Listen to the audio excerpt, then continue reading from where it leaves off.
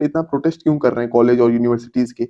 तो आप शॉर्ट को पूरा एंड देखना तभी समझ पाओगे। तो पहले मैं ये बता दूं कि यूजीसी के नए promotion of equity in higher education institution regulation के तहत 2026 में ये नया 13 जनवरी को ये नया एक्ट आता है, जिसमें कि बताया जाएगा कि जो एसटी एससी और ओबीसी में है, अगर उनको कुछ भी बोला जाता है, यानी कि कोई जनरल कैटेगरी का स्टूडेंट अगर किसी कास्ट पे जो है अगर उसको कुछ भी मुंह से बोलता है, यार ये तो चमार है, और काफी भारी पनिशमेंट दी जा सकती है।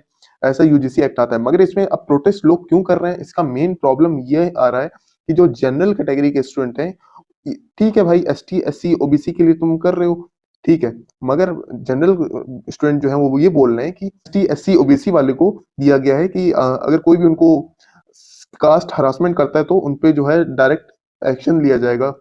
तो ऐसा जो है जनरल कैटेगरी के वाले को नहीं कहा गया है और उनको कोई पर्सनल को नहीं दिया गया है अधिकार। तो इससे जो है अगर जनरल वाले लोग जो हैं वो कह रहे हैं कि ऐसे तो कोई भी छोटी जाति जो है हमको कोई भी झूठ मामले में या कुछ भी जो है फंसा देगी कि नहीं, अपने लोग बदला निकालने के लिए भी कर देंगे, तो इसका काफी मिसयूज भी है। तो अभी हम लोग जो है थोड़ा सा हिस्ट्री देख लें यूजीसी एक्ट की, उसके बाद प्रेजेंट की बात करेंगे। ये सब शुरू होता है 2012 के पुराने रूल से, जो सिर्फ एडवाइजरी। लेकिन कास्ट बेस्ड डिस्क्रिमिनेशन जो है वो धीरे धीरे बढ़ता जाता है।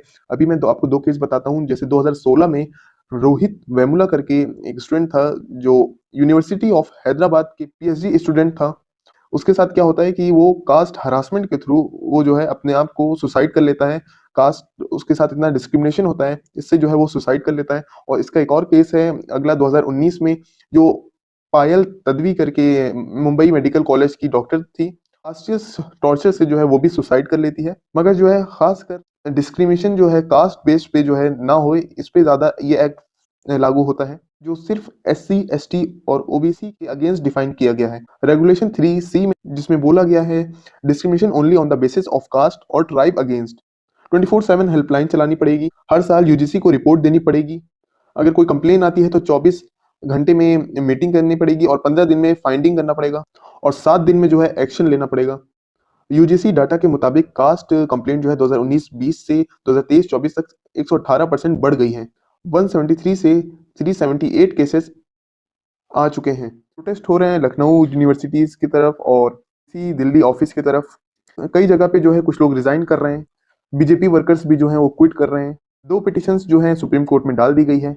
एक एडवोकेट विनीत जिंदाल ने और दूसरा मृत्युंजय तिवारी ने ये दो पिटिशन डाली है सुप्रीम कोर्ट में। वो लोग बोल रहे हैं कि ये जो है रिवर्स डिस्क्रिमिनेशन है। आपको क्या लगता है गाइस, ये रूल्स सही है कि नहीं? जैसा भी है अपना आइडिया कमेंट में बताओ। लाइक कर दो, शॉर्ट पसंद आया, और सब्सक्राइब